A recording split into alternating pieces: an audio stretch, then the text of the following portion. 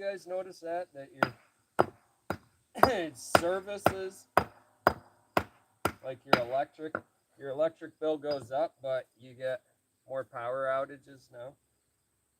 Anybody notice that? How convenient, right? Then they blame it on, they instantly say, oh, it's use. It is not use. You guys, it's you guys using, it's data, it's all these data centers that they're building everywhere that's using. We're not using anymore.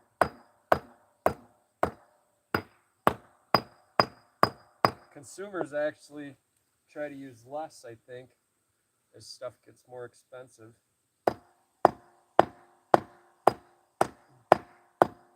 But the other end of it is they've created a demand for overuse. So they can blame it on overuse and they can keep raising prices. I wish I could do that in my business. I wish I could figure out how to jack my prices up so high that I'm actually making like killer profits instead of just working and spending money on my business. I wish I could figure out how to raise my prices so high that everybody needs it. Everybody's like, oh yeah, I'll pay. You know? Oh yeah, I'll pay that. I need that product. I need that in my life. I need that guy's stonework. I need his chainsaw carvings. Can't survive without him. That would be awesome. You guys know how to do that? Because I want to do that. I want to raise my prices so incredibly high.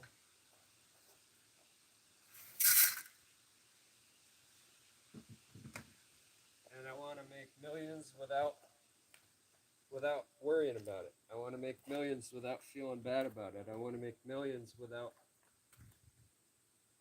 worrying about it. I'm greedy. I want to be rich. I've never been rich in my life. I've never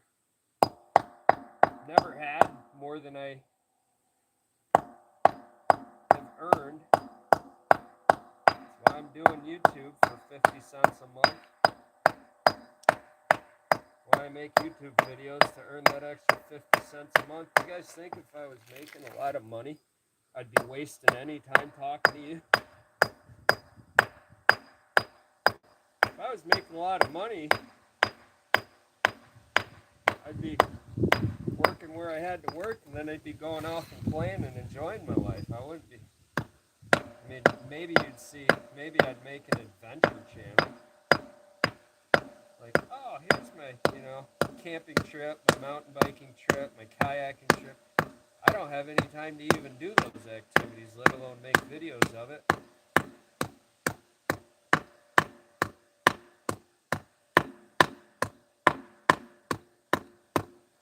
But I guess people constantly say that I'm making big bucks. I'm making millions of dollars out here doing this.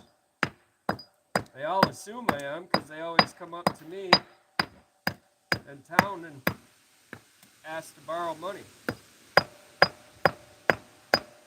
They always ask me. I had a guy follow me down the sidewalk. He's like, really, I'll do anything you need. I can learn anything you need. I just want to work. I'm like, who says I have work for you? You just look at me and you assume by the way that I look that I'm out there making big bucks, contract or whatever. He's like, I know you're a contractor. Everybody talks about it. I know you make lots of money. I'm like, I don't make shit. I spend a lot. I don't know. It kind of gets ridiculous when you can't do anything. You always got people asking you for stuff, but you're never getting anything that you need in your own life. So I'm going to finish this job. This is going to be the last one I do for a while, if ever again. I don't make no money this way.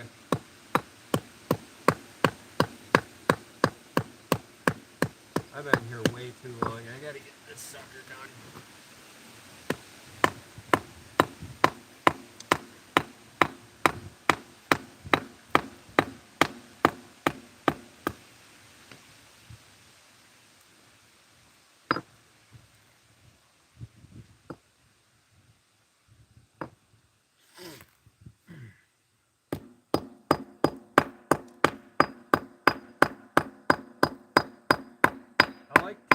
biggest jobs?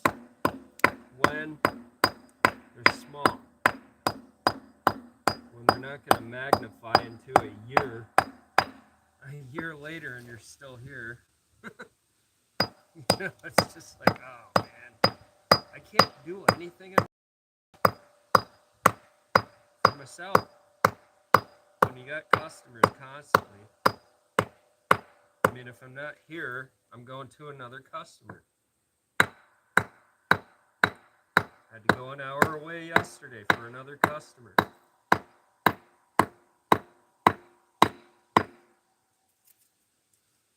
It's not like I'm actually enjoying the weather and going out and playing or riding my bike anywhere, hanging out with family or friends. I don't ever get any time off.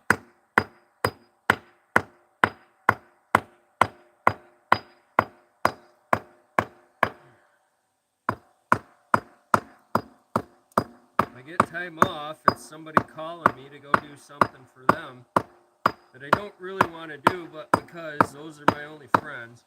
Seems like family and friends nobody wants me around unless they need something done. They never call, they never invite me over. They go have fun, they go do their thing. Oh, we went here and there and everywhere else, and I'm like, oh gee, thanks for inviting me. Nobody ever calls, nobody ever asks me to do anything fun. That's why I don't go out of my way. The only time people call me is when they need something done. It's the only time anybody talks to me or invites me over for anything is if they need my machine or if they need me to fix something or if they need me to look at something for them or if they want a carving. That's the worst one. Oh, I got to talk to you. Yeah, come on over, have steaks and beer and whatever. You go over and all that they want to talk about is what carvings they want from you next, and you get a burnt hot dog and a burnt hamburger and maybe a little sippy cup of beer. That's your freaking, oh yeah, that was great. Dude, so many other things I could have been doing with my life besides wasting time with that.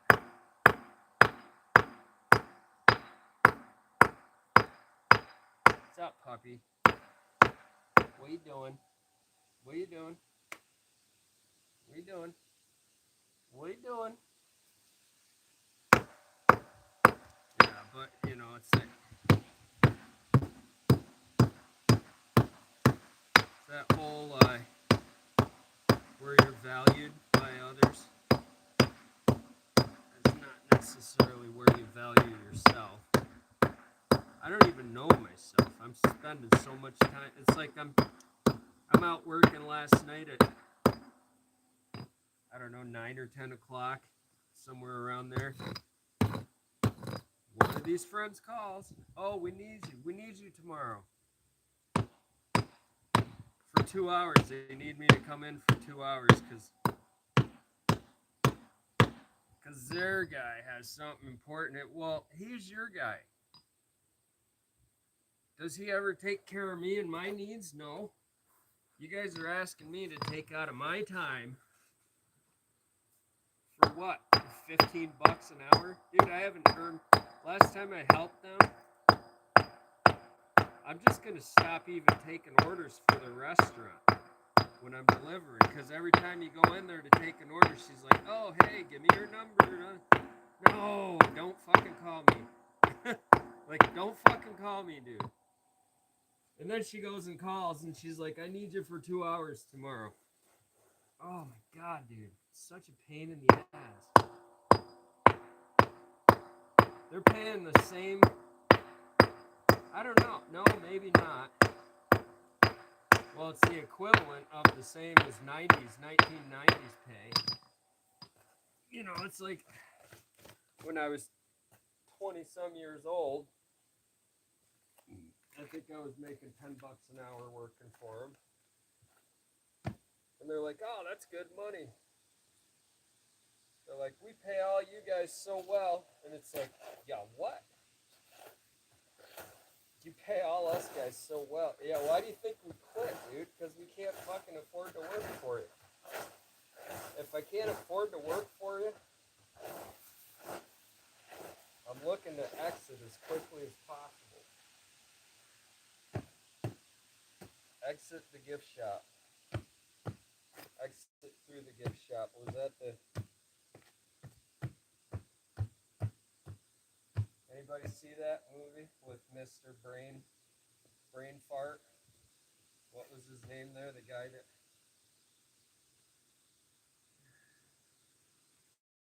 Mr. Brain Fart. Exit through the gift shop. Hey, come here. Don't be an ass. Come here. Well, then don't even come over here if you're going to be that way. She's being really moody today. I don't even want to deal with her. Nope, don't even want to deal with her. Nope, not going to deal with you if you're going to be that way. She's looking at me now. She's like, oh, what? You're being rude. That's what. See, she don't like that tone of voice. She's like, what? What? I'm not in the mood. Not in the mood for it today, dog. You either come over and hang out and be chill, or I don't want to deal with it. Sometimes Fridays are not fun. Well, because I gotta go work at frickin' 8 o'clock tonight. Damn near next to no pay. Not making much out here, if at all. Actually, no, haven't. You'd think a whole year. A whole year I should be. I've actually sacrificed thousands for this job. I lost money, dude. It don't matter anymore. I'm just trying to get it done and get out of here. You know, I got it. I gotta be done. I got no life. It's my mistake. How to get it done. I know it's going to be done months ago. Everything's adds, you get additions to things, interruptions, disruptions, life outside of the job. Things happen. Hearts break. You get sick. People get sick. It's just stuff to deal with. I can't keep doing this.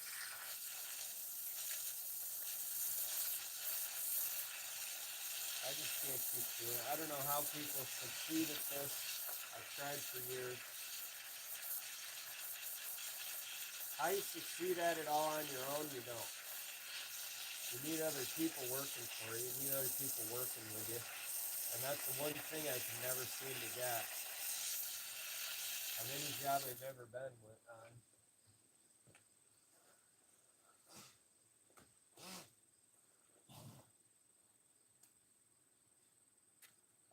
I can never seem to find anybody good to work with me or for me. I've tried many times. Nobody wants to actually work and learn a trade. They just want to run everything. Everybody wants to run everything. Everybody thinks they're going to be the boss. Everybody thinks that they got to be the company owner or running the show. Well, that's fine. If you're running job sites for me, guess what? I don't have to be there. Or you can tell me what to do, and I'll pay you for it. Maybe you'll end up paying me, because maybe I'll give you that end of the things too. Only thing you won't be dealing with is owning the company and paying the insurance policy on it. I'll handle that. You do the rest. That'll be called a partnership then. See, people want to be business partners and stuff, but they don't ever want to shoulder the responsibility of running a business. They go, oh, I can do this and that, and I can be there. I'll answer phones and I'll do bids and all this. That's just part of it.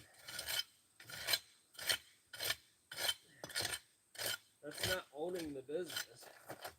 Maybe you're running a job site for me or for the company that you're working for. Maybe you're running operations, but that's not ownership.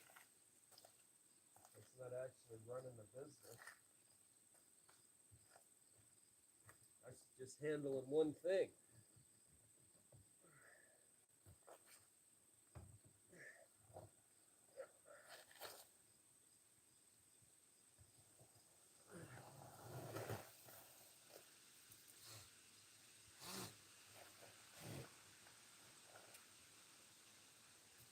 I could use lots of help, but it seems everybody wants to tell me how to do my job. That's not helping me any. Or it's like they get a job somewhere, or they get a job with me, and they're like, oh, so I'm going to borrow your shit, I'm going to use your shit, I'm going to borrow your saws, I'm going to borrow your tools, I need to borrow the truck, I need to borrow the machine. Whoa, you got to pay for that. Like, is it being paid for? Because I'm still paying for it. You know, like I've had guys come work for me. Oh, you got it all. You got it made, man. You should lend me some of that so I can make something of myself. I'm like, so go make something of yourself on your own like the rest of us did. Nobody handed me anything. That machine is not free. I still got to pay for it. I still got to take care of. Well, I still take care of the guy's other stuff for him. Got to pay for it one way or another.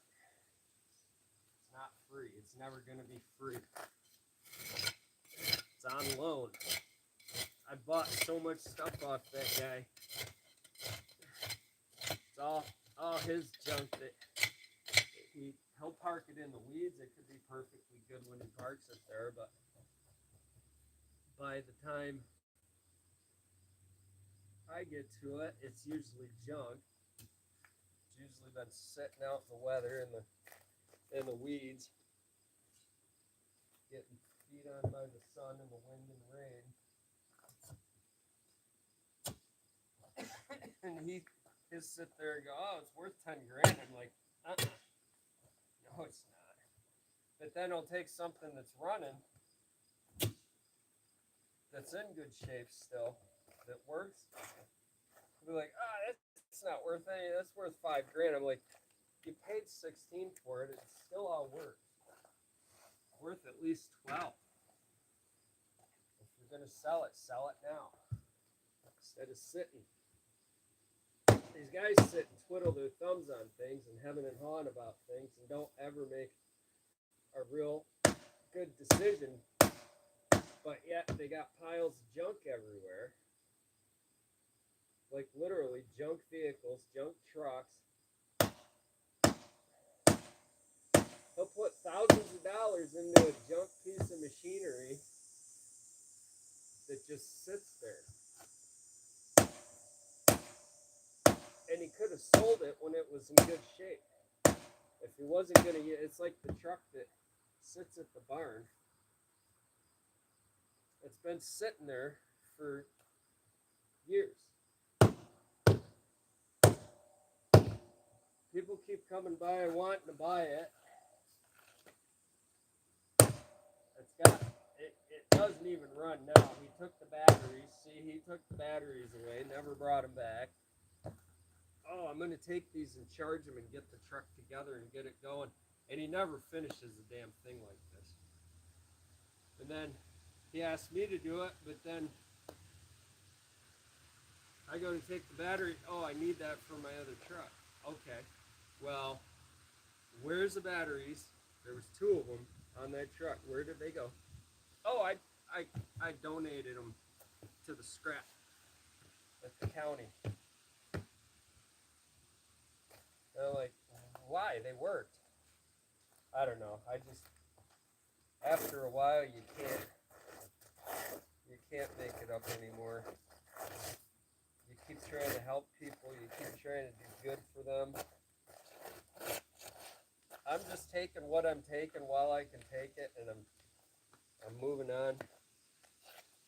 If and when it comes to an end, the whole whatever friendships, relationships thing, I'm just getting out of them what I can get out of them anymore. And I can only think about myself. Like, I've taken care of so many people's things for them. And basically get nothing in the end. And then the ones where you're getting something, you got to get what you can get and move on.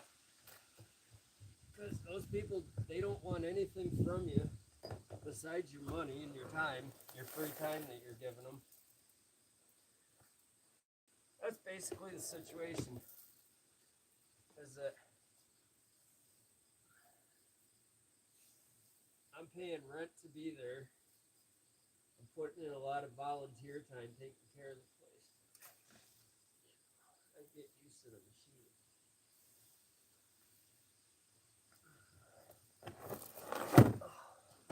How's it going?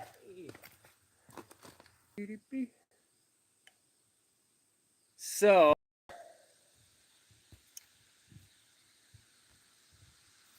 figure out with this thing. Why does it keep booting?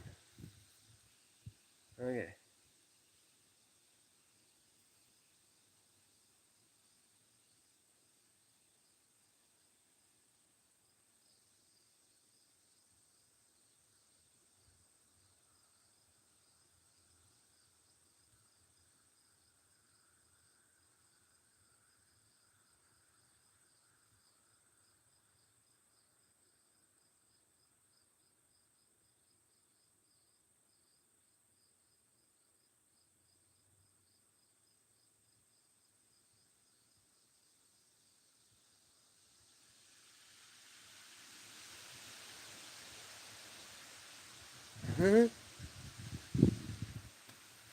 We'll see if the thing boots or not.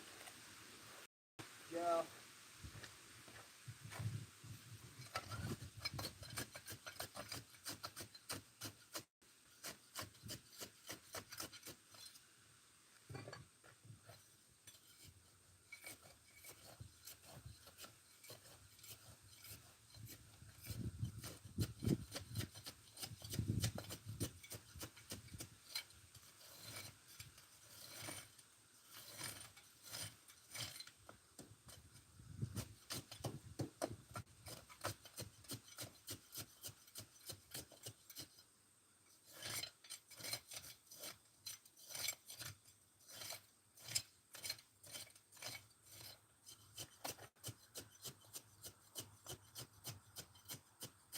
Oh my God, the weather is hot. It's hot today. It's like actual hot and windy. Gorgeous out. Unbelievable.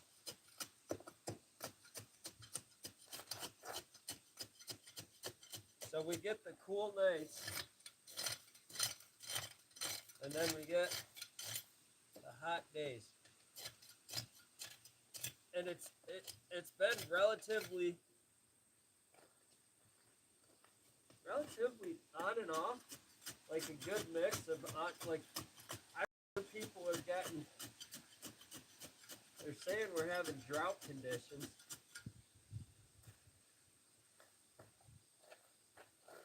We're not really having drought conditions because what I'm seeing is you're getting stuff brown enough. It's called re-veg. It's called revegetative state.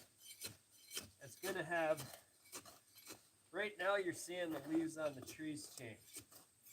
Right? Things are getting ready for winter. There's actually a grass out there that turns yellow. But you guys see this grass here, there's no dead grass except up on the top of the hill there, which that's actually pretty lush and green considering how bad the soil is bad up there. There's never hardly any grass up there anyway. There was no grass up there last year this time when it was dry. That's the first to go because it's all rocky soil up there. The grass is not going to do too well up there. But you can see we got good grass in most places. Grass looks good where it's not being beaten into submission. Where we took the machine, where that heavy machine has been around and tore the grass up, the grass comes back in pretty quick.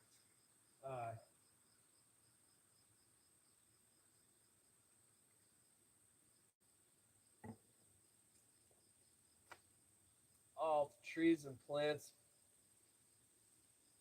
they have a drawdown where they start to back off on nutrients, flowering, sending nutrients and pumping chlorophyll, or pumping the nutrients to increase chlorophyll production. Chlorophyll is what's in the plants. Aids causes photosynthesis to happen, turning sunlight into energy. Plants are dialing all that back now because it's getting colder at night. We've had some cold days, so they know that winter's coming.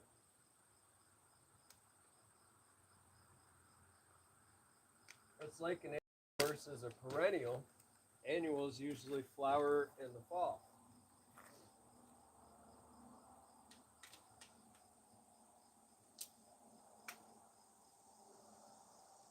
Most annuals will flower in the fall, and they'll flower in the fall as a survival method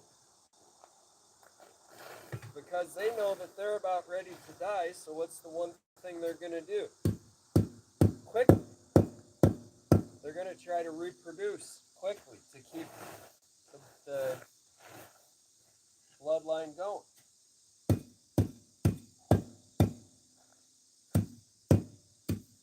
See, plants that flower in the springtime when they're waking up, those plants have been sleeping all winter.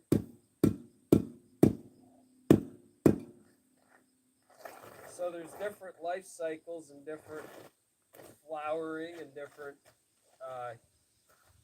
shutdown cycles for different types of plants. I don't know if you guys realize that or not.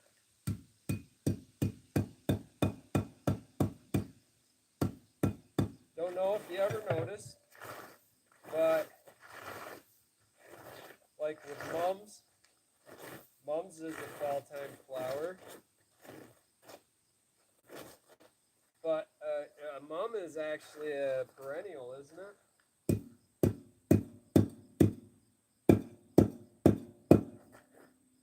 I believe so. But see, it's all by the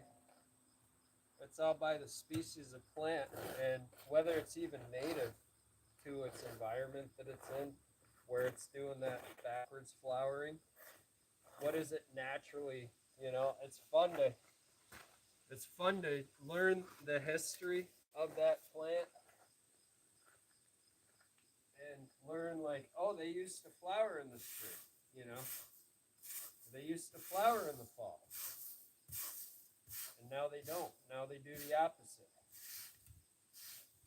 It's cool to find out why certain things change like that genetically. 90% of it's because of environment. Because the environment changed. The world changed in such a way at a certain time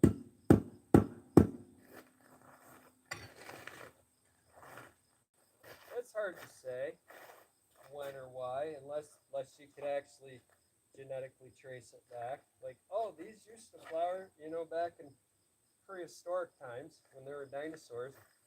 They flowered in the fall. Now they flower in the summertime. And now they flower in the spring. It's like, huh, well, why the big change? Well, because of this or that or the other. Maybe it was when dinosaurs died that they stopped doing that because all the dinosaur poop was what was making them flower at a certain time. So it could collect all the poop. You never know. Yeah, never know. But I am trying to get this job done. I got many other things to do, many other small obligations before I go off and deal with some of my own business for a while. I can't wait until I'm all done, though, and everything's parked at the shop, and I just get that time to deal with my own stuff for a while. I've been trying to get this done for a while now. We're almost there. We're getting there, but again, it's one of those that keeps going and keeps going. Stuff keeps happening, or you can't be here every day.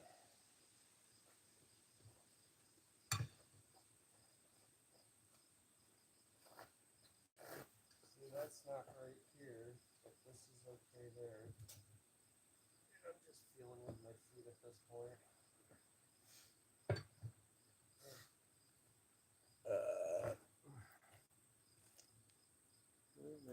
There's a few viewers, a few views.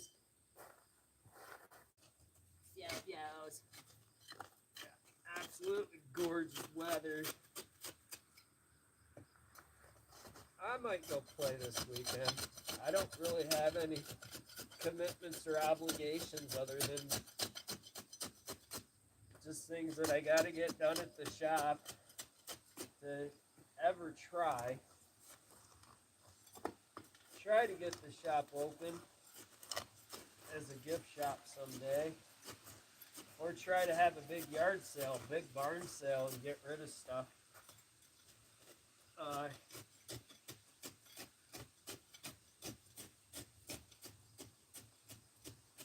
got a lot of tools and equipment that I want to sell off. If I try selling them on eBay, I'm not going to get anything for them. They're all pretty beat. They're all pretty junk, but sell them together, I could get a lot of money for them if I sold them out of a yard sale, sat there, or if I had an auction. If I sold everything together, like if I sold all my tools, one of the machines, the old truck and the old car that are there, right? It'd be a chunk of change. All that together would be a chunk of change, and somebody would be looking at going, yeah, I got all this junk stuff for a good deal, and it would be gone. We wouldn't have to worry. We'd have all that space now. I mean, you're not going to make a lot of money off it. I keep trying to tell my buddy that, who owns this stuff. He's like, oh, we could make a lot of money off this. I'm like, no, you couldn't. It's not worth anything on its own. You got to sell it all as a set. Like if I have 3 running chainsaws and 18 junk part saws that are all the same brand of saw, the junk part saws might be worth $25 a piece. But if I sell them all together, then they're then they're worth the value. You know, if I sell enough of them to build a good saw out of, then they're all worth that good saw. On their own, they're worth maybe 25, 30 bucks a piece. You might have $500 in parts sitting there, but you're not going to get the 500 bucks for it until you put everything together. Well, now it's still sitting. I'd be glad to get 25. I'd be glad to get 100, 150 bucks for all that stuff sitting there if I didn't have to deal with it. But the fact that I have to deal with it and try selling it myself,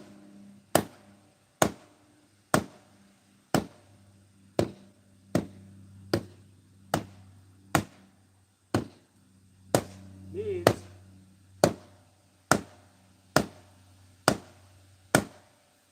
that it's not worth anything. If I put them on eBay, I'm not going to make a lot.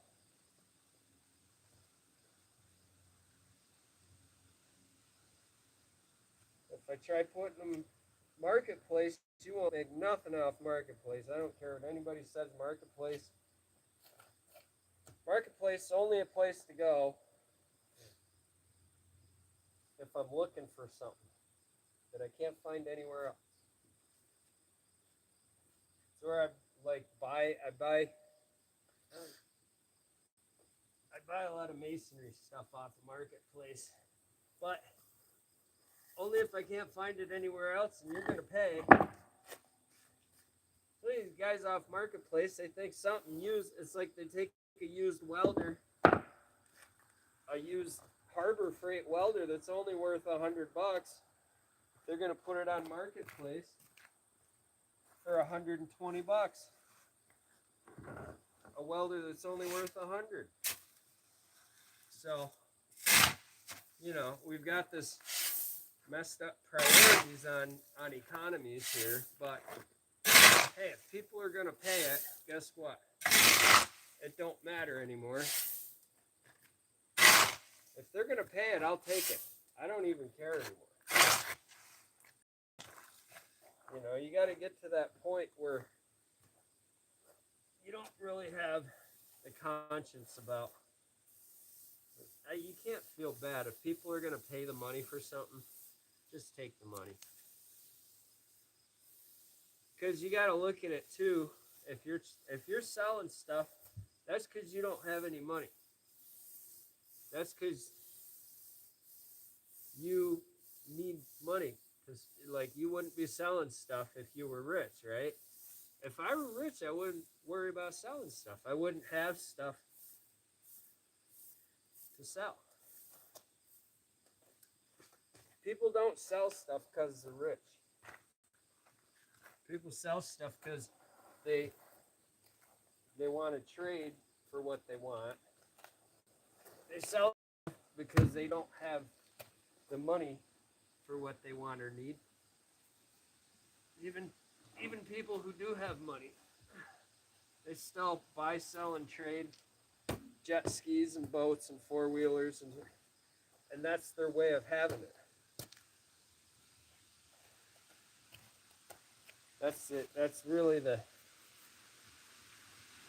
most simplest way to look at anything. You don't buy, sell, and trade stuff if you got money. You don't do that unless you need the money for other things.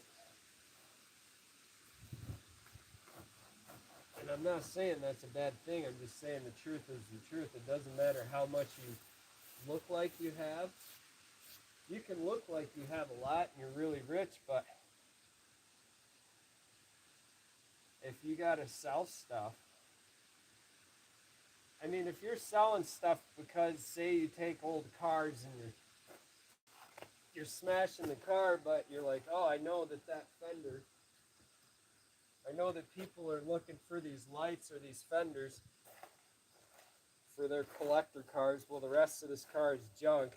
and I'm gonna smash it. But I'm gonna take the fenders and lights off first and either sell it or donate it to somebody who's gonna use it. That's different. Like if you're preserving stuff because you know its value in the collector world, that's a totally different thing. Like if I had lots of money and I was gonna trash stuff for fun, there's still a lot of stuff that I would save and give to friends, or that I would save for my own restoration projects. Like, oh yeah, well, you know that's going to be a good part, so why would you destroy the whole thing? And you wouldn't, just out of, you know, out of sheer respect for the vintage of whatever you're dealing with there. That's different. But I mean, there's people that buy, sell, and trade stuff all the time.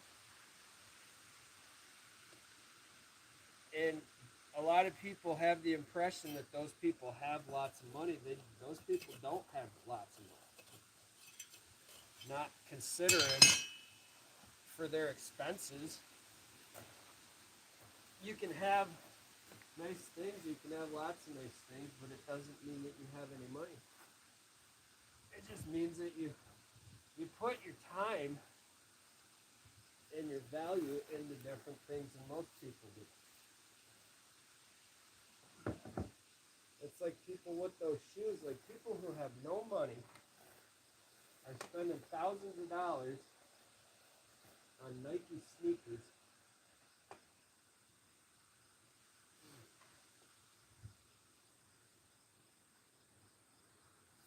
And a lot of them are getting it wrong because they're thinking,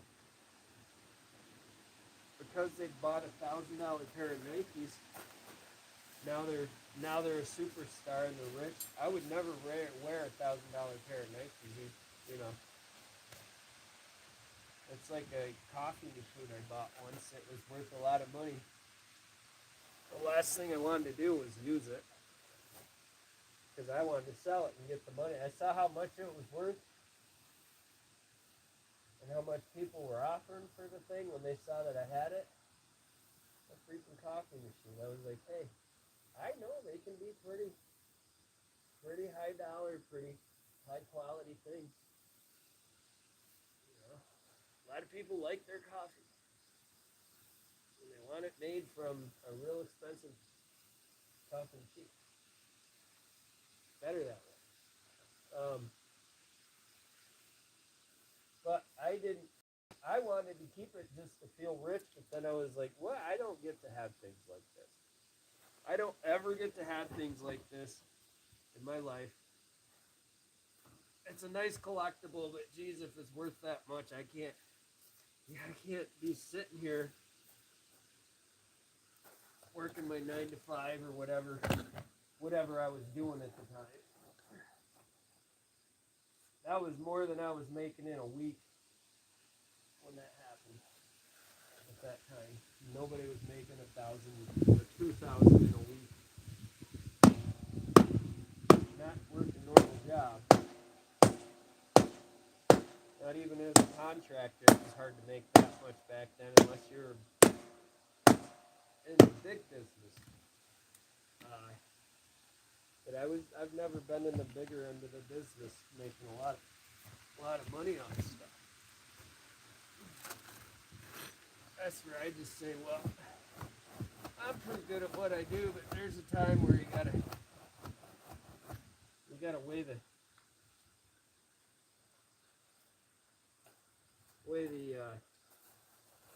differences. There's a time where you gotta say what's working, what's not working. Is this working for me or not? If it's not working out, either schedule-wise or financial-wise. Last time I had a job like this, big deal, ongoing, there was a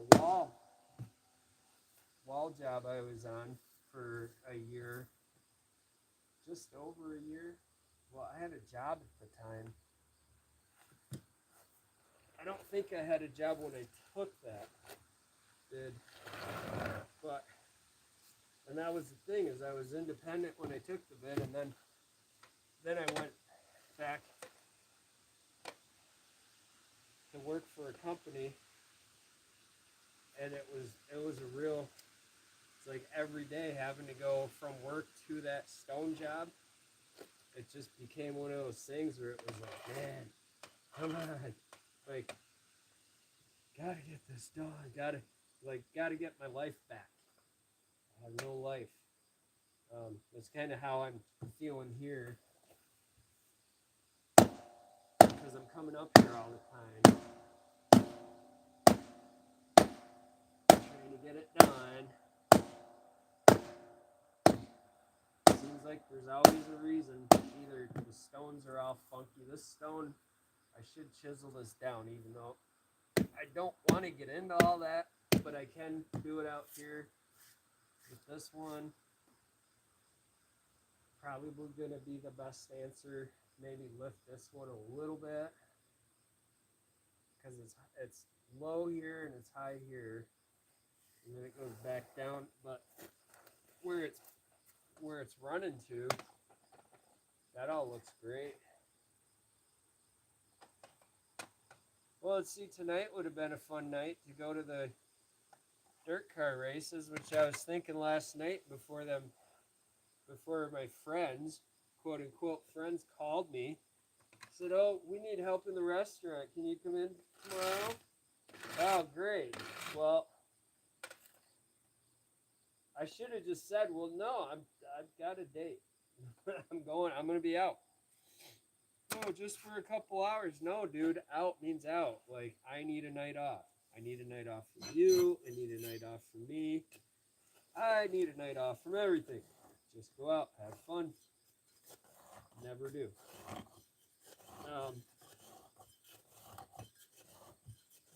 Yeah, so I'm looking forward to having this one done. At least at this point. I'm going to come back and do more later. Like small repair stuff here and there, but the install has been dragging on and on. Mostly because it keeps growing. Keeps getting bigger and bigger. We keep making all these areas bigger. Need more stone, need more stone, need more. Oh, I'm getting more broken stone. You know, it's like, if there isn't one reason, there's another behind it.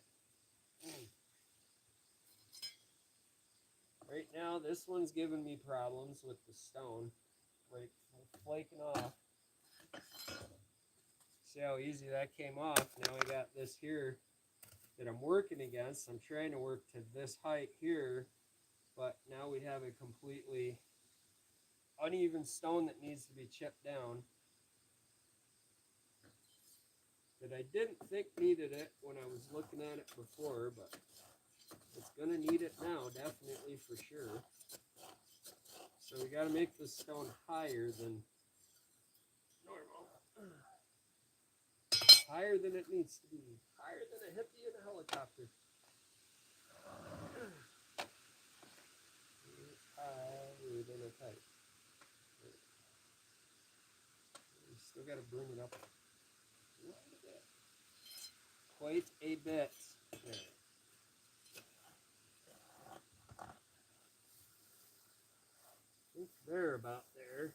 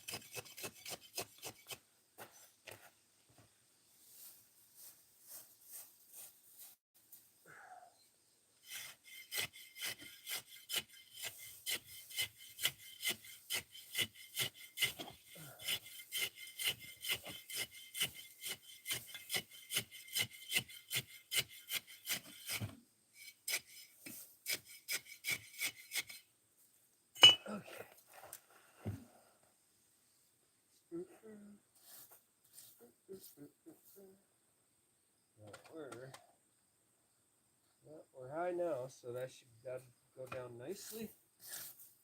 And oh,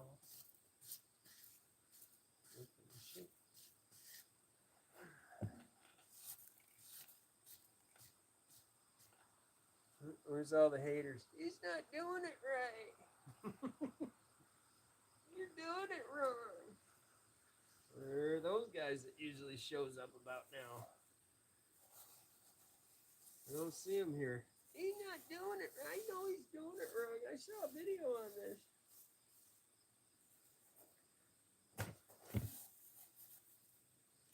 I think it's funny. People get so mad. You're doing it wrong. You don't know what you're doing. You're an idiot. Oh, I forgot. You must be in my neighborhood, and you must be mad that I got the job and you didn't. That's what it sounds like to me, jealousy. He's not doing it right. You're an idiot. Okay. You working you want to come over and show me how to do it right? Oh, you're 5 states away. I'm sorry. Well, that's not really going to help me if you can't come over and show me how to do it better. You got a channel? Oh, you don't have a channel either. Because you don't have time. You're so good that you don't have time for that. So good. My work speaks for itself. I don't have time for videos or channels or pictures. Too busy working. Yeah, okay, bud. I'm so good. The company I work for gave me paid vacation to sit here and bark at you all day. Oh, you work for a company. You don't work for yourself. I've worked for companies. Most guys that work, you don't have to do very high quality work when you work for another company. Why? Because they don't want, this is what I found, working for another company, they don't want work that people can't replicate. Those companies have a standard to upkeep. That standard is not the highest quality, best installation work, because they're not always going to find guys who can do that work. I found that out. The boss even told me one day, he goes, I said, I'm not trying to put the guy down, but look at the work he's doing. He's lazy. He sits down and he stacks. And he stacks these little pieces in when you got these big rocks, big stones everywhere to use, nice ones, expensive ones. He's just putting these little, it's like you're putting these big nice stones on top of little packets of chiclets. You know what chiclets are? They're cheap, crappy tasting candy. Well, I told the boss, I said, look at this, look at the work he's doing. It's not gonna stay together. It's not gonna look right when it's done. It's just gonna fall apart. And he's like, maybe you need to lower your standards a little bit. And I was like, well, I understand that. I'm trying to give the guys the benefit of the doubt. Maybe they're new at it, whatever. But if you're not listening, if I bring you over nice stone and I say, put that there, and you don't put it there, or you put it in crooked and then you push a bunch of little stuff in, under and around it, and it's all crooked and wampus, like, come on, show some effort. Show a little bit of effort. You know, like, I'm trying to work with you so that our work matches, because I can't do that. I can't do crappy work. It's really hard for me to do half-ass. And that's where a lot of people dislike me and don't respect me because I don't like doing half-ass work.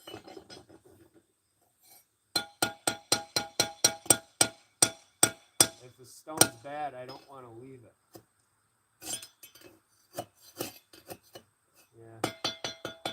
there's a crack going through this, but I don't think we're going to mess with it much more unless it becomes an issue. We're going to get the torch on this guy and doctor it.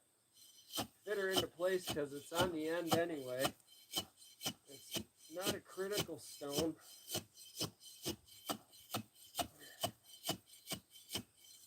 Personally, I don't like to leave stuff so that it falls apart after I am done. I like to try to do the best job possible with what I've got to work with.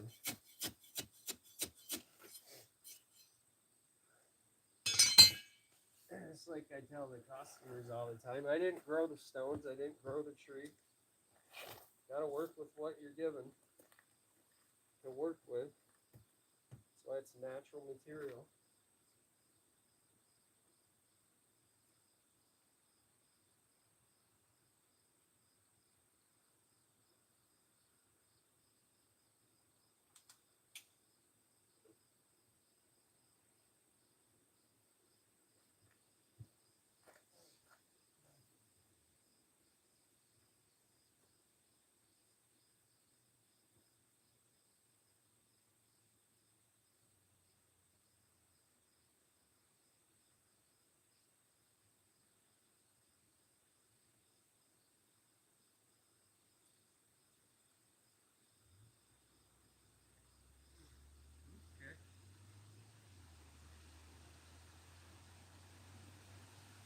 Wire brad, that's a tire popper. That's like we're doing over a wire brad in the middle of the yard. We do have cars or trucks that come back here and unload. Wheelbarrows.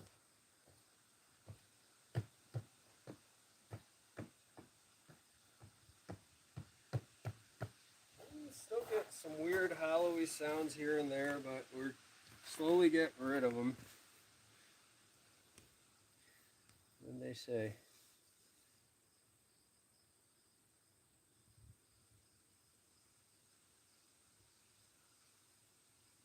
What? I don't know. No, why do you guys ask so many stupid questions?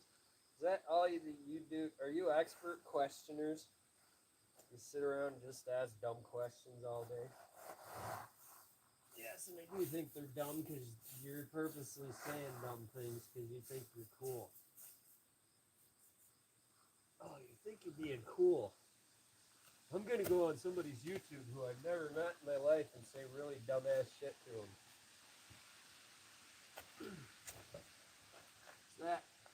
It's that kind of audience again, is it?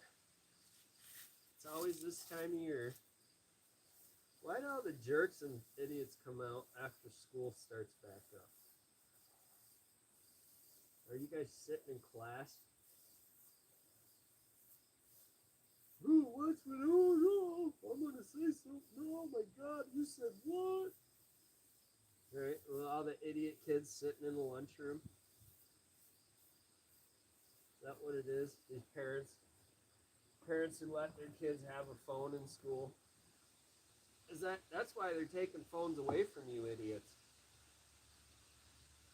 Because you can't be responsible with them. They can't trust you.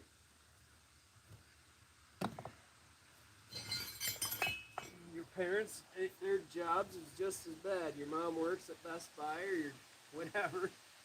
Your dad's a security guard. He don't do anything at work all day but play on his damn phone.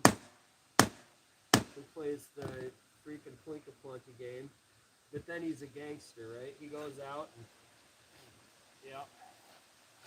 I know who you are. I know who your parents are. You gotta have your games on your phones to be a real gangster. Right? Only real gangsters do that kind of stuff.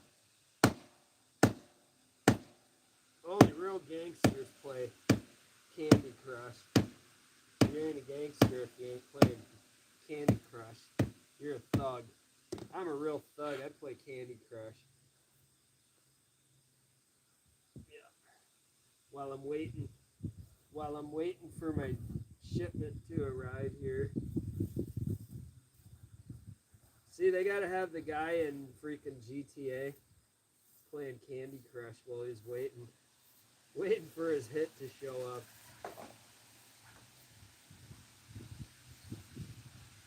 That's the real thug life. They all sit and play Candy Crush, sit in their cars with the AC clicking away. It's tough thug life, I tell you. They got it rough out there, all these gangsters. Their mafia business.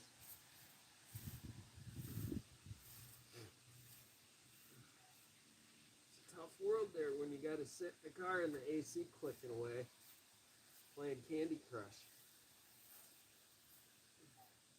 waiting for your drop.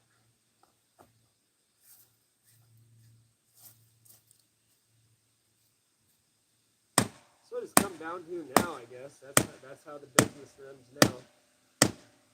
There's no, what they say, there's no more kingpins. Everybody's a badass. Everybody's a thug. Everybody's a thief. Everybody steals from everybody. Everybody's a scammer. It really is. It's just like it's real life GTA.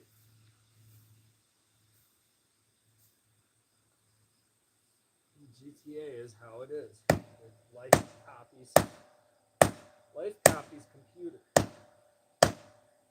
Life copies video game. But that's more in our heads. That's more us doing what the video games dictate that we do. I can't say I haven't. Life imitates movies. Life, it's life imitating what's on a screen.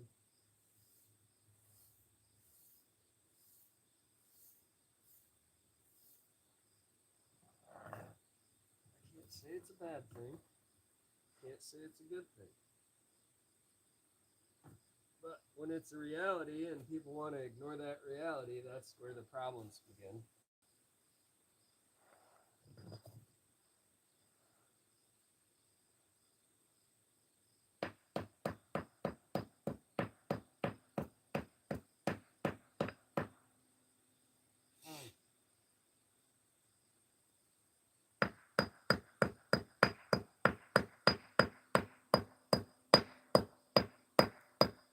What did they say now?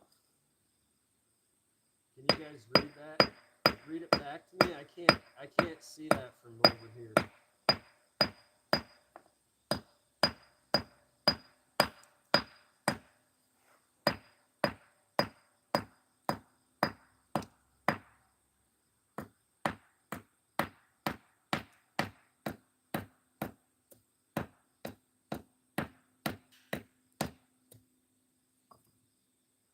What? What'd you say? I can't hear you over here. I'm busy. You guys read it back so I can respond. Know what they're saying? What did you say? You guys speak up.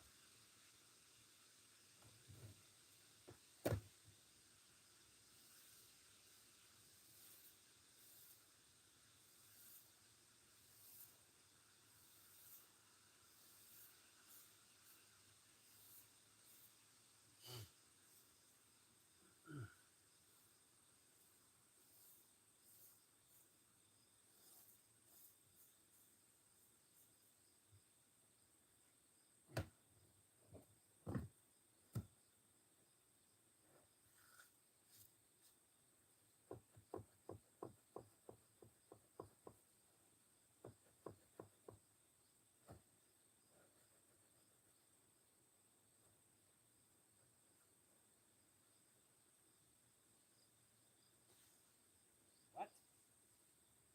Huh? Speak up.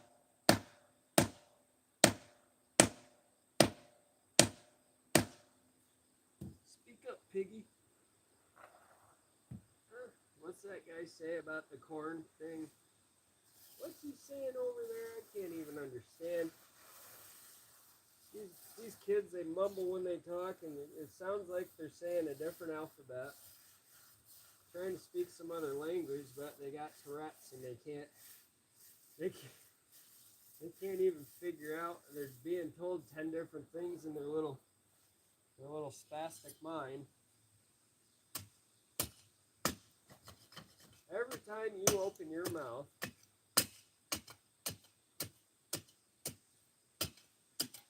I just hear like a flock of geese flying by. Wait, wait, wait, wait, wait, wait. Ee-aw, ee-aw, honk, honk, honk, honk.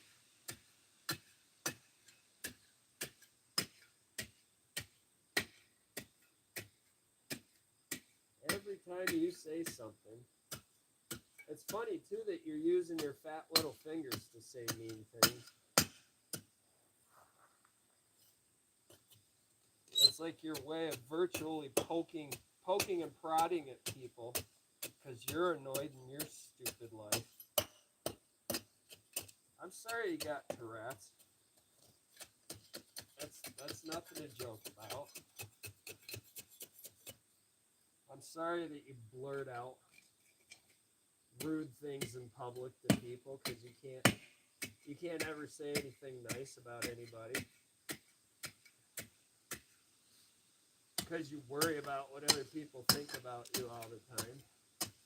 I'm sorry that you have Tourette's. Don't blame me for that.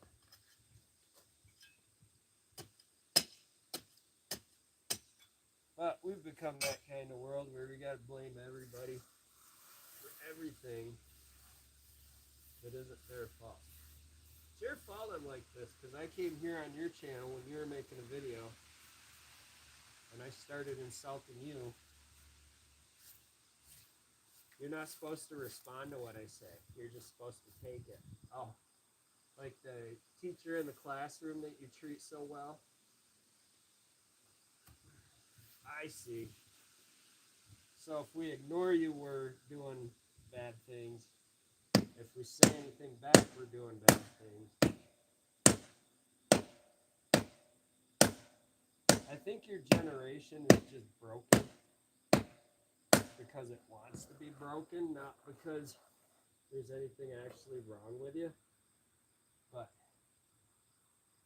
because you want to have stuff wrong with you. You've all got a condition, and it's attention deprivation. You're attention deprived and starving for attention, even though you get it all the time, because you can't pay attention.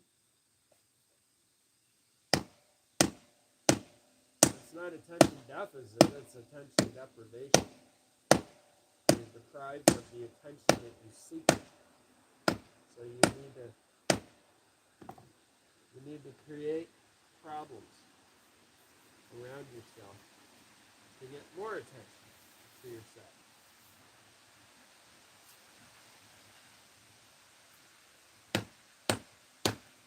It works. It's a survival strategy. If you lack skill, it's a great technique to cover up for your lack of skill or try.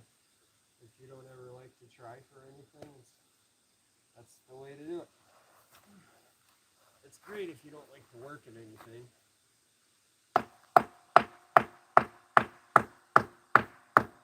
It's the way that lazy kids get through the system.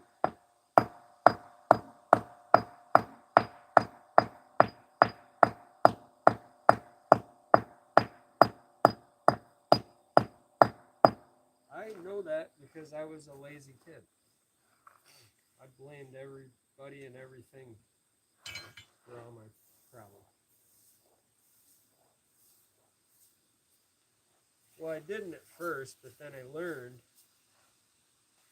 that to get anywhere in life, the best thing to do is blame everybody but yourself. That's how it works. It's how the system wants you to be.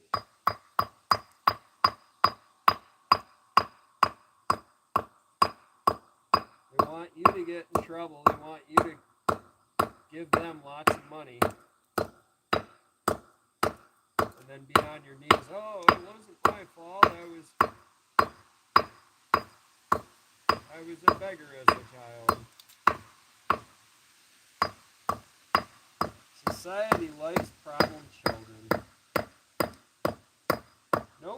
There's no kid out there that is allowed to grow up not messed up.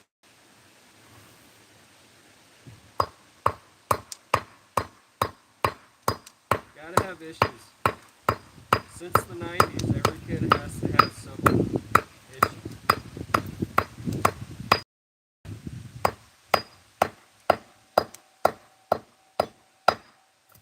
There's no kid out there that's allowed to not have issues. Everybody's got to have something wrong with them now. That's just how we've become. And that's the 1990s. That's not this new. That's nothing new. It's not the 2000s. That's since the 1990s we've been doing this. That's what a lot of people don't understand. They've missed out on the realization. I used to get called in the office all the time. How's everything going? You're a problem child. How's everything going? Why are you calling me in the office all the time? I'm trying to get my homework done. I mean, I would be behaving perfectly well. Not bothering anybody, doing good in school. And they would come and call me into the office, mark me absent from gym when I showed up to gym class every day. Because they didn't like me. That's how the gym teachers are. In Catholic schools. If they don't like you, they're going to mark you absent.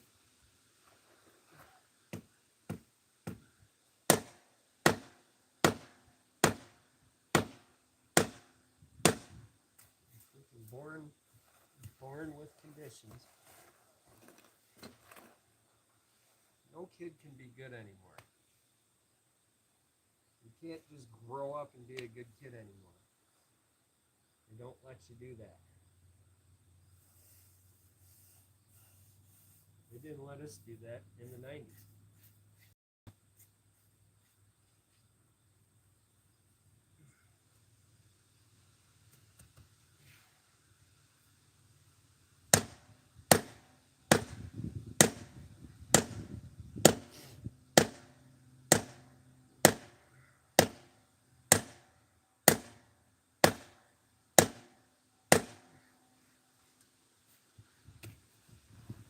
Everybody's got to have issues.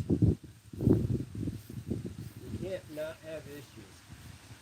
When you don't have issues, that's when your people are scared. That's when people really suspect something. Oh, he's here to start something.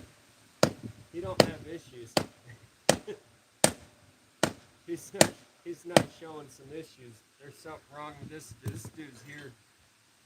He's here to cause trouble. He's up to something because he don't have any issues.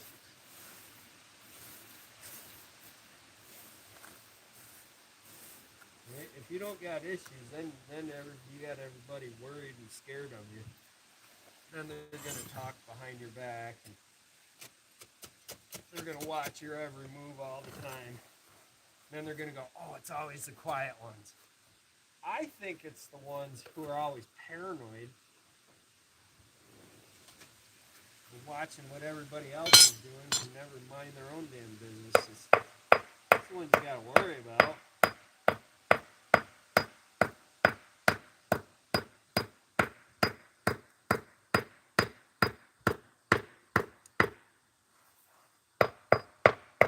I think it's the ones that goes on other people's YouTube channels and talks crap to them. It's the ones you got to watch and worry about because they got some issue where they got to go and somebody they've never seen or known and talk a bunch of crap to that person. Is that your face or did your neck throw up?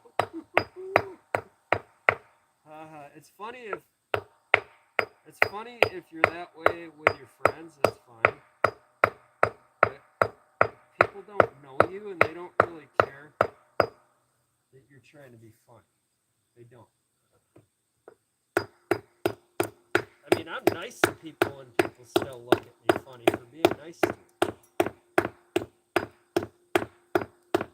But the second that you walk past them and don't say anything, they're going to be like, oh, real nice of you to say hi to me. Like, people are just y'all are getting to be too much. I can't wait to just run off into the woods and forget about all of you.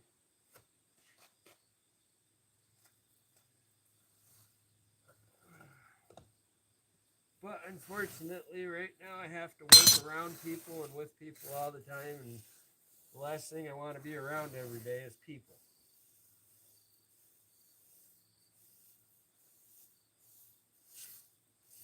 It's like somebody was saying to me the other day about being loyal and being trusted and all. I said, I don't trust anybody. I'm not loyal to anybody because no one's loyal to me. They said, oh, that's an awful fatalistic. I said, no, nobody's actually loyal to me. I can't trust anybody. You have no idea what that person, what their intent is, with any information that they have on you, whether it's family or friend or somebody who's just trying to be nice to you. You have no idea why they're being nice. Most of the time, it's the benefit off the situation. It's not just to be nice and make people stay better. There's always a motivation, ulterior motive behind it. Always an agenda.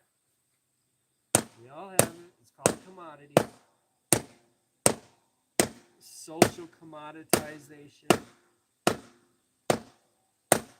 Social bargaining.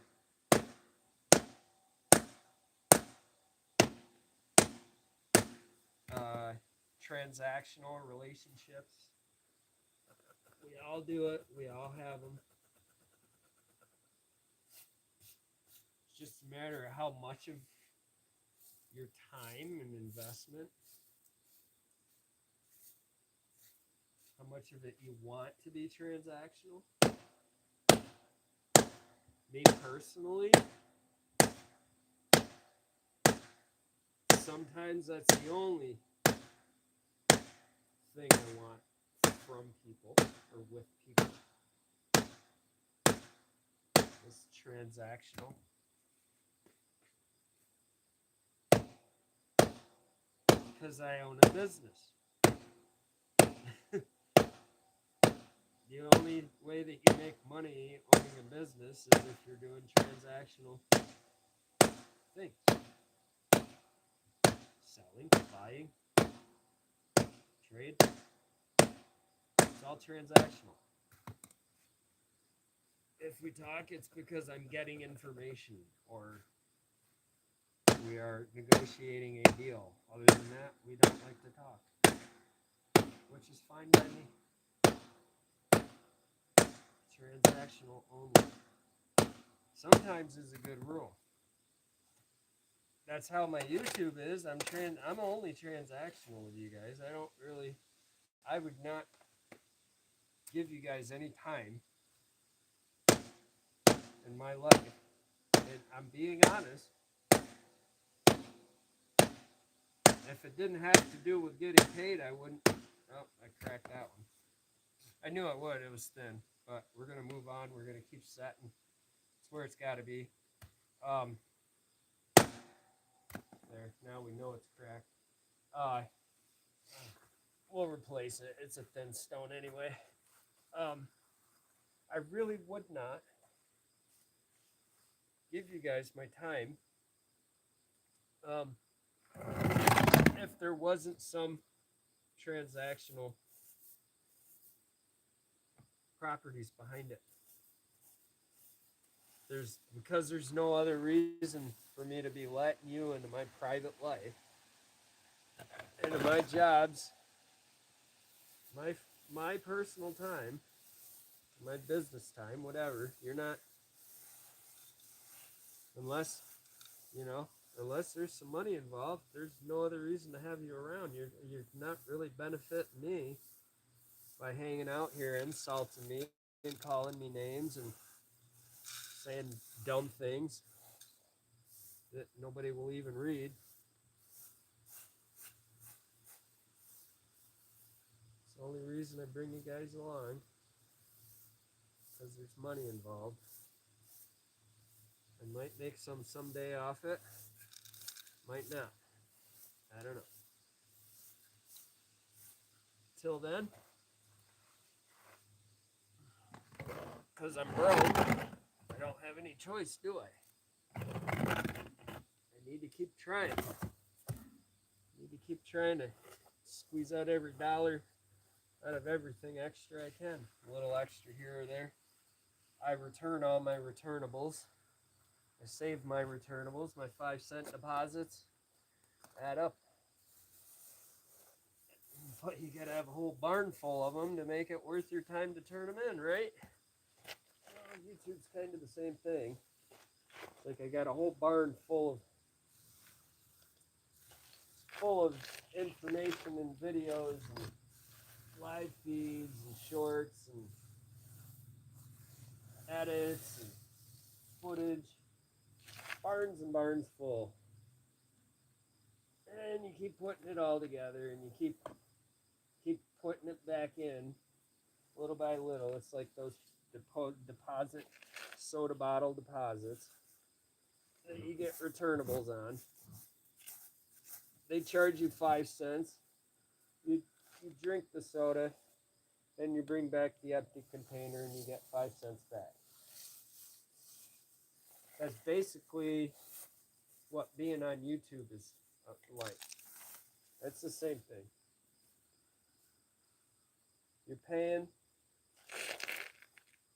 paying for a lot. You're putting a lot in.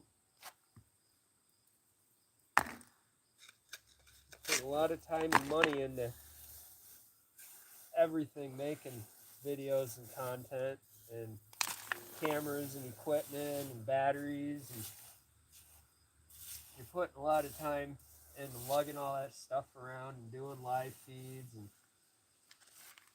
giving other people your time. And then you're taking it to the redemption center to get your 5-cent deposit back. Same thing. Same deal.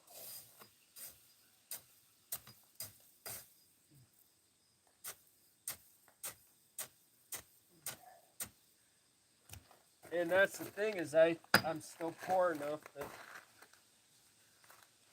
that I do the deposits. We do the deposits, do the bottle deposits. Always have. Because it's fun. It's fun to, I guess, if you got the time. It takes a while. You gotta have 20 bottles to get $1, right? 5 cents. Is that math right? So you need, I go in with a full garbage bag. I think I'm making $5 or $6 a bag. And it takes a while to feed them in the machine thing and turn them in. It's a lot to haul around. But then you walk out and you got a little stack of dollar bills in your hand and some change, and you're like, hey, that's all right.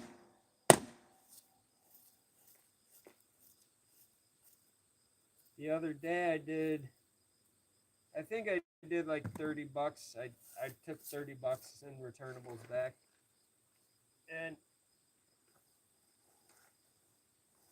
It took me, I think, about an hour or two.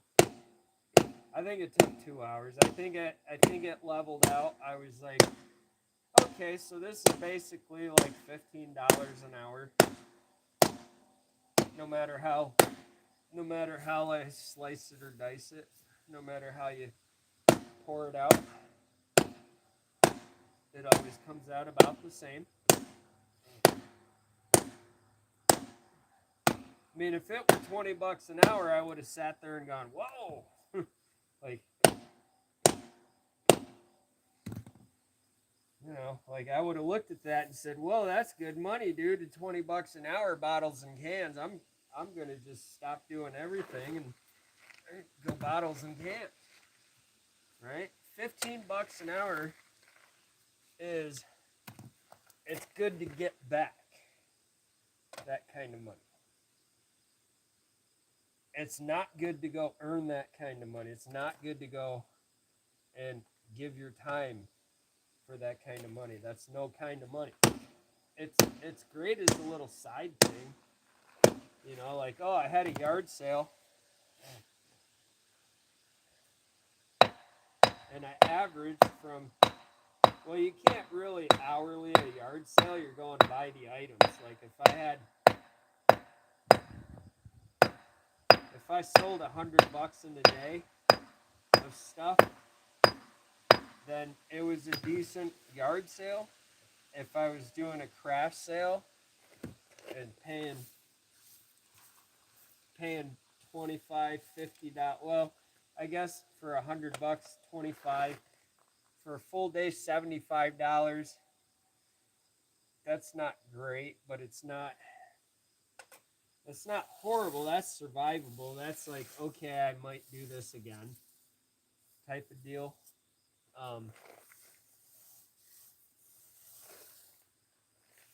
And because of craft sale, what are you doing? You're sitting there all day. You're not doing anything. But there again, you're not doing anything. You're not making money doing anything. You're sitting there waiting for money to show up and be given to you for stuff that you've made. So you're not making anything. You're not making what you should be, but you're walking away. You're walking away not broke. You're walking away broke even, right? Barely broke even at $75 for a day of sitting, selling things that you spent many hours and weeks working on making. It's give and take. I mean, would you rather spend the day beating up on your $4,000 car, putting gas in the tank, paying insurance, wearing out $200 tires, beating on your shocks, wearing your brakes out, paying insurance for the car to make $75? Or would you rather go sit at a craft show and sell stuff that you sat in your fancy shop with all your fancy tools making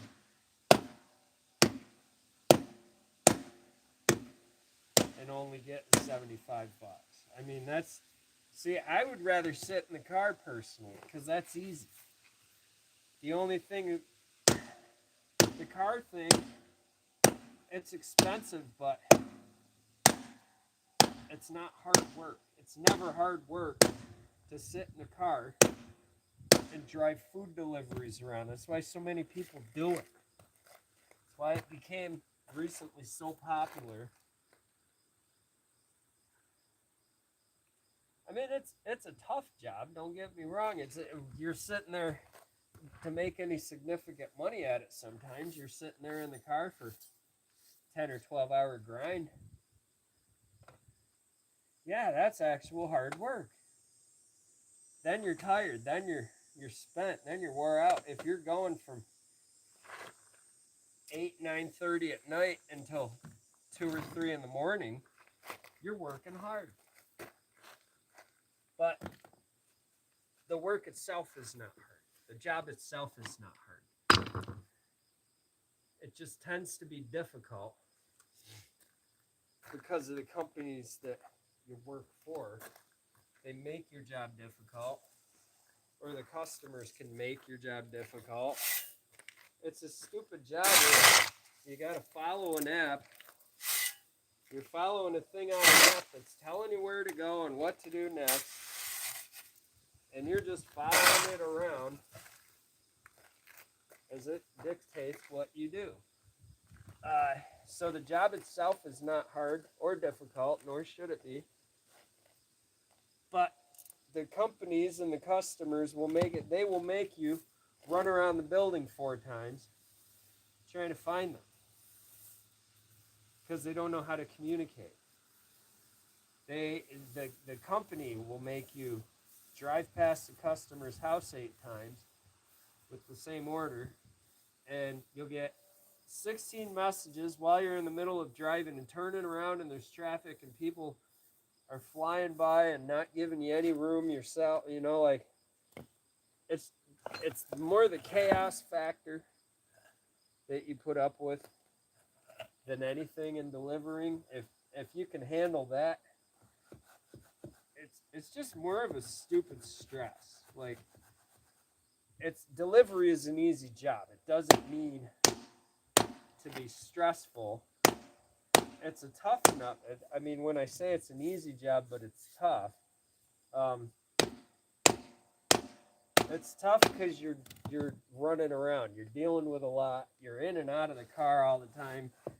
You're dealing with traffic and chaos and people, and you gotta grab a food order, shut the car door, pull the keys out of the car, lock the car, whatever.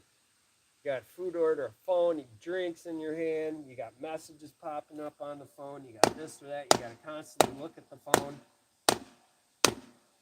Delivery back in the day, before phones and all this other stuff went ballistic with it, it was a simple life. And that was hard enough carrying like a thing. We had the big metal drink carriers and big pizza bags. But it seemed like everything was more simple then. Like as far as even how you carry an order now. Now you gotta, I want to find that stuff that I used to use.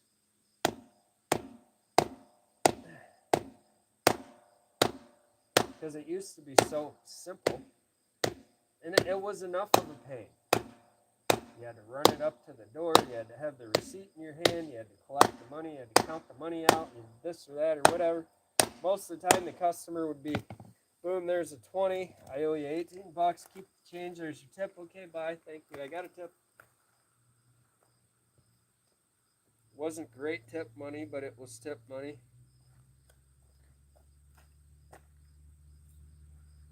Now people are entitled to tips. Now people constantly complain, there's a no tips. You guys, you'd have no idea. Waiters get tipped more than we do. And what are they doing? They're bringing you, they're walking 20 feet. They're going to the bartender. They're not even pouring the drinks half the time. They're having somebody else pour the drink. Oh my God, they got to go to the soda machine, get the ice in the cup, push the thing on the soda machine, make it pour the drinks out. Most soda machines on waiter stations, you put the drink in and you push it back and it fills itself. It pushes the cup forward as it fills up. Or whatever, I don't know.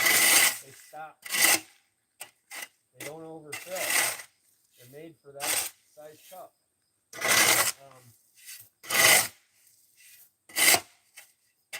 Waiters make lots of tips. What do they do? They prepare the tables. It's a tip industry. But people complain all the time about orders not tipping. Nobody's entitled to anything.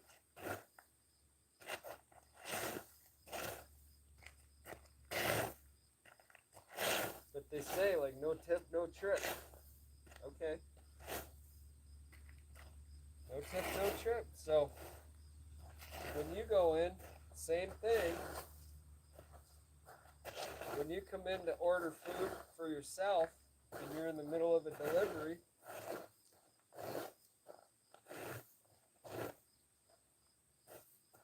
the restaurant, if they don't like you because you weren't nice to them, they can take forever to get your food ready and make you late on your delivery. And they do and they will. A lot of them do that. If they don't like you, they'll sit there and, I'm just going to take my time making his order. Personally, I try to be as nice as I can to everybody,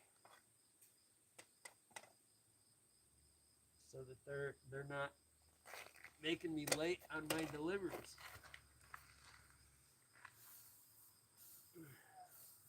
Try to get along with all the restaurants. That's why if they call for $15 an hour, I guess I'll go sit and wash dishes for them for a night or for a couple hours. Because you keep your friends in the restaurant business happy, and it's supposed to serve you well. That's how it used to be, but now they don't care. They're starting to not care. If they're going to just screw off and waste time, they're going to screw off and waste time. People are starting to get ignorant of, they want to tell you how to do your job, but they don't have any idea what your job is or what your job involves. Like, I'm paid based on timing.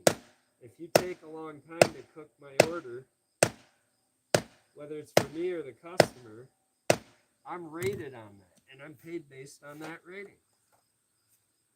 You in the restaurant, you're not rated on that. You don't care. But yeah, you want me to care about everything you're doing in the restaurant. That's why drivers don't care. I've worked both sides of the line, so I know.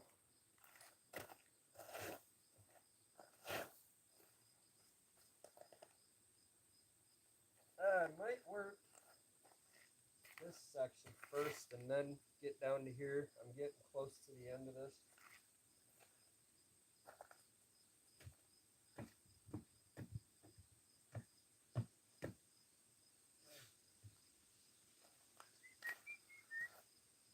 Well, I don't know.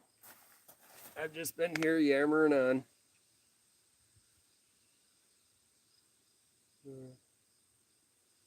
There's a bunch of people here, but we're going to boot it. It's been a while. Come on.